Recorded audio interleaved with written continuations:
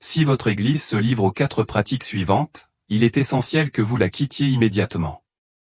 L'une des erreurs les plus importantes que commettent les chrétiens est de supposer que la taille et le succès apparent d'une Église sont synonymes de piété. C'est une idée fausse, la véritable mesure de la valeur d'une Église n'est pas sa taille physique ou le nombre de ses membres, mais son engagement indéfectible envers la vérité biblique. Si votre Église accorde une importance excessive à l'un de ces 4 aspects, il est impératif de rechercher une Église qui accorde la priorité à une profonde révérence envers Dieu et à l'adhésion à la Bible. Tout d'abord, méfiez-vous des Églises qui mettent l'accent sur la méga-prospérité. Cela peut être une vérité inconfortable pour certains, mais il est important d'y faire face. De nombreuses églises modernes attirent de grandes congrégations en proposant des messages qui répondent aux désirs des gens plutôt qu'à leurs besoins spirituels.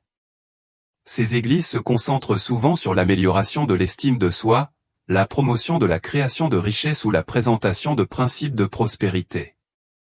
Bien qu'il n'y ait rien de fondamentalement mauvais à enseigner la réussite financière ou la prospérité avec modération, en fait, j'aborde également ces sujets. Il est essentiel de reconnaître que la mission première de l'Église n'est pas de générer de la richesse ou de réussir dans le monde. Le rôle fondamental d'une Église est d'être une maison de prière, un sanctuaire guidant les gens vers le salut. Jésus lui-même l'a clairement indiqué dans Matthieu 21h13, en déclarant, il est écrit, « Ma maison sera appelée une maison de prière. » Mais vous en avez fait une caverne de voleurs. Cette déclaration puissante souligne le caractère sacré voulu de l'Église, en contraste avec son utilisation abusive actuelle. Jésus n'a pas envisagé sa maison comme un lieu de divertissement ou d'événements profanes, mais comme un centre de prière et de dévotion spirituelle. Si votre Église se concentre principalement sur les enseignements relatifs aux gains matériels et à la prospérité, tout en négligeant l'orientation spirituelle cruciale nécessaire pour soutenir et protéger votre salut, il est temps de faire un geste décisif. Comme Jésus l'a prévenu, si quelque chose menace votre salut, cela doit être supprimé de votre vie. Deuxièmement, méfiez-vous des églises qui adoptent le mouvement des « chercheurs de foi ». Cette tendance est née dans les années 1980 dans le but d'attirer les gens, en particulier ceux qui ne sont pas encore croyants, en adoptant des styles modernes et contemporains. Le principe directeur de ces églises est de faire tout ce qu'il faut pour attirer les gens, même si cela signifie compromettre l'intégrité et les valeurs fondamentales de l'Église. Malgré ses origines, ce mouvement continue d'influencer les églises aujourd'hui. Les églises qui favorisent les chercheurs de foi visent à être très pertinentes, en particulier pour les jeunes générations, souvent en alignant leur approche sur les tendances sociétales actuelles. Par conséquent, ces églises peuvent commencer à ressembler davantage à des lieux de divertissement qu'à des espaces sacrés dédiés à la prière et à la croissance spirituelle. Avez-vous observé comment chaque fois qu'une célébrité professe le christianisme, certaines églises et certains chrétiens élèvent volontiers cet individu comme le visage représentatif de la foi? Ce phénomène survient parce que ces églises sont animées par un désir de refléter le monde, en recherchant l'approbation et l'acclamation. Elles hésitent souvent à aborder des questions mondaines controversées telles que la fornication, l'homosexualité et le comportement criminel. La recherche de l'acceptation du monde et l'association avec des personnalités célèbres peuvent éclipser le véritable objectif de l'Église.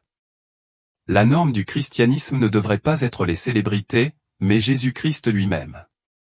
Il est le modèle que nous devrions imiter et sur lequel nous devrions nous concentrer, pas la dernière personnalité publique. Si votre Église s'aligne sur ces tendances mondaines et compromet ses enseignements bibliques pour gagner en popularité, il est temps de partir. Recherchez une Église qui est fermement ancrée en Jésus-Christ et qui reste fidèle aux enseignements intemporels de la Bible. Troisièmement, méfiez-vous de la tendance dangereuse qui consiste à adorer les pasteurs. S'il est problématique pour les églises d'élever les célébrités comme le visage de l'évangélisation, c'est encore plus troublant lorsque les pasteurs eux-mêmes deviennent des objets d'adoration et de statut de célébrité. Nous vivons à une époque dominée par la culture de la célébrité et, malheureusement, cet état d'esprit s'est infiltré dans l'Église, donnant naissance au concept de « pasteur célèbre ».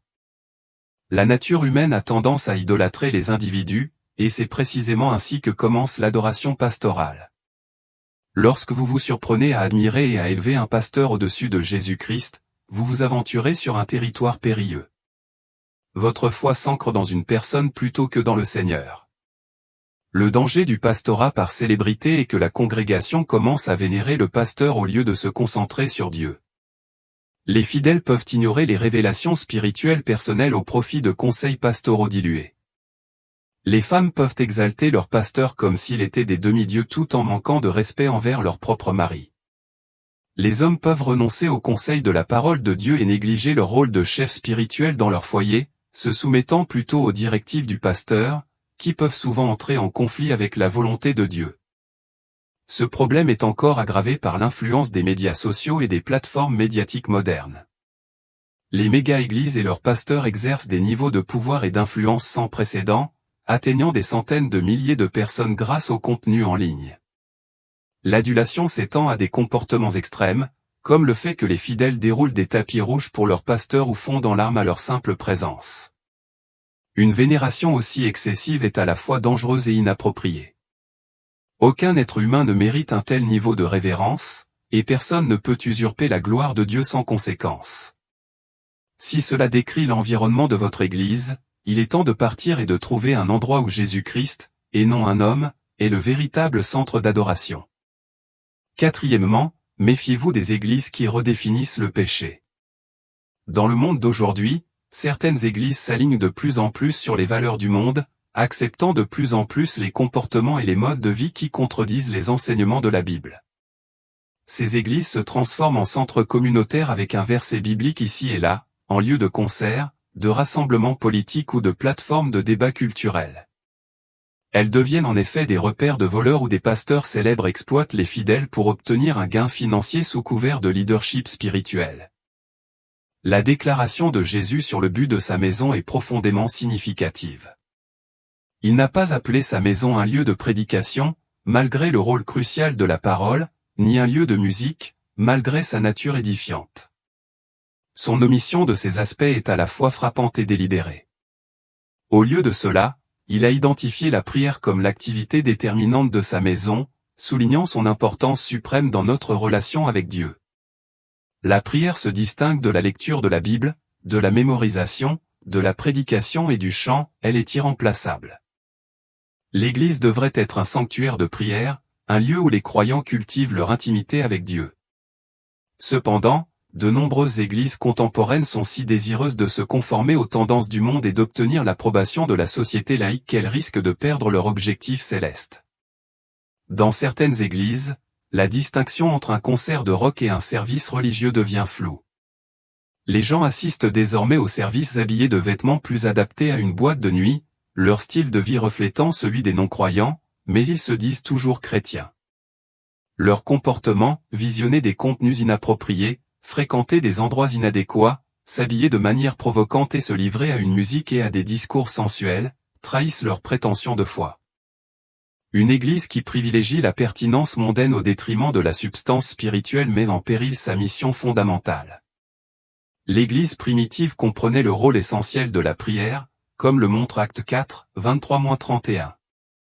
Après l'arrestation de Pierre et de Jean, la réponse de l'église n'a pas été un sermon ou une protestation, mais une prière puissante et unifiée. Ils se sont tournés vers la prière en toutes circonstances, dans les difficultés, la persécution, la prise de décision, la maladie et l'emprisonnement. Ils se sont concentrés sans faille sur la direction et l'intervention de Dieu. En revanche, de nombreuses églises modernes n'incluent la prière que sporadiquement dans leur service, voire pas du tout. Ce manque d'importance accordée à la prière diminue le rôle de l'Église en tant que véritable maison de prière. Pour rester en phase avec la vision de Jésus pour sa maison, donnez la priorité à la prière dans votre vie et dans votre Église. C'est par la prière que nous adorons vraiment Dieu et que nous nous connectons à lui, bien au-delà des pratiques superficielles qui peuvent dominer la vie de l'Église contemporaine. Je comprends votre frustration et votre inquiétude face à l'état de certaines églises à travers le pays. Il est décourageant de voir à quel point nous nous sommes éloignés du véritable but de la maison de Dieu. C'est un appel à nous tous pour réfléchir à ce que nous avons permis à la maison de Dieu de devenir. Notre manque de prière constante a érodé notre courage de dire la vérité avec audace. Soyons clairs et honnêtes, l'adultère est l'adultère, la fornication est la fornication et l'immoralité sexuelle est l'immoralité sexuelle. Une église qui prie sincèrement crée un environnement où le péché ne peut pas prospérer, tandis que dans une église qui néglige la prière, le péché prospère. Nous ne pouvons pas séparer le christianisme de la prière. Dans Actes 2, 1-4, nous lisons à propos du jour de la Pentecôte, le jour de la Pentecôte, ils étaient tous ensemble dans le même lieu. Tout à coup il vint du ciel un bruit comme celui d'un vent impétueux, et il remplit toute la maison où ils étaient assis. Alors des langues, semblables à des langues de feu, leur apparurent, séparées les unes des autres, et une langue se posa sur chacun d'eux. Ils furent tous remplis du Saint-Esprit et commencèrent à parler en d'autres langues, selon que l'Esprit leur donnait de s'exprimer. Ce récit ne concerne pas seulement un lieu physique, mais aussi l'état de notre cœur. Comme nous le rappelle 1 Corinthiens 6h19, notre corps est le temple du Saint-Esprit. Le premier temple qui a besoin d'être purifié est notre propre cœur. Avons-nous permis à des désirs ou à des impulsions qui déplaisent à Dieu de prendre racine dans notre vie? Il est temps de nous purifier de ces choses. Votre vie et votre cœur doivent être consacrés à la prière, comme le dit l'Écriture, priez sans cesse. Il y a une joie profonde à recevoir des réponses à nos prières de la part du Tout-Puissant, qui prend plaisir à communiquer avec nous. Dieu continue de répondre aux prières et d'interagir avec son peuple. En tant que membres du corps du Christ, nous devons nous réengager dans une vie de prière et cultiver une relation authentique avec Dieu. Prenez le temps de converser régulièrement avec le Seigneur, que ce soit pendant votre trajet, avant un examen ou pendant que vous vous préparez à un événement important. Maintenez un dialogue continu avec Dieu tout au long de vos activités quotidiennes. Laissez la prière devenir une partie centrale et cohérente de votre vie, renforçant votre lien avec votre Sauveur et ancrant votre foi dans le pouvoir transformateur de la présence de Dieu. La Bible fournit un enseignement clair sur l'existence très réelle du monde spirituel. Nier cette réalité, c'est rejeter l'essence de l'enseignement biblique. Comme l'apôtre Paul nous avertit dans Éphésiens 6h12, car nous n'avons pas à lutter contre la chair et le sang, mais contre les dominations, contre les autorités, contre les princes de ce monde de ténèbres, contre les esprits méchants dans les lieux célestes. Il est essentiel pour les chrétiens de comprendre le monde spirituel. Pourtant, de nombreuses églises modernes semblent ignorer cet aspect vital de notre foi. Au lieu de cela, elles se concentrent sur des sujets tels que les percées, la richesse et les rêves personnels, tout en évitant les discussions sur la présence de démons et la guerre spirituelle. Si votre Église évite de s'adresser aux principautés et au pouvoir, il est important de vous demander pourquoi. Si possible, faites un changement et recherchez une Église qui ne se détourne pas de ses enseignements essentiels. Si le changement n'est pas possible, il est temps d'aller de l'avant et de rechercher une Église qui défend la vérité et la puissance trouvée dans le nom de Jésus. Le message essentiel est sans équivoque, tournez-vous vers Jésus. En période d'attaque démoniaque, tournez-vous vers Jésus. Si vous vous trouvez en manque de nourriture spirituelle, tournez-vous vers Jésus. Le nom de Jésus détient un pouvoir incroyable, il y a la victoire, le salut, l'espoir, la plénitude, la délivrance, l'autorité, la guérison, la paix, la rédemption, le refuge, la lumière, la liberté, la force, la grâce et la vie éternelle en son nom. Bien-aimés, retournons à la sainteté de l'Église en tant que maison de prière. Fondons nos vies sur une foi authentique et obéissante, en recherchant la direction de Dieu par la prière et la puissance de sa parole. Merci d'avoir regardé. Veuillez vous abonner à cette chaîne et aimer cette vidéo. Cliquez sur l'icône de notification en forme de cloche pour recevoir des mises à jour sur d'autres contenus comme celui-ci. Partagez cette vidéo avec ceux que vous souhaitez voir sauvés et bénissez les autres avec le message du Christ.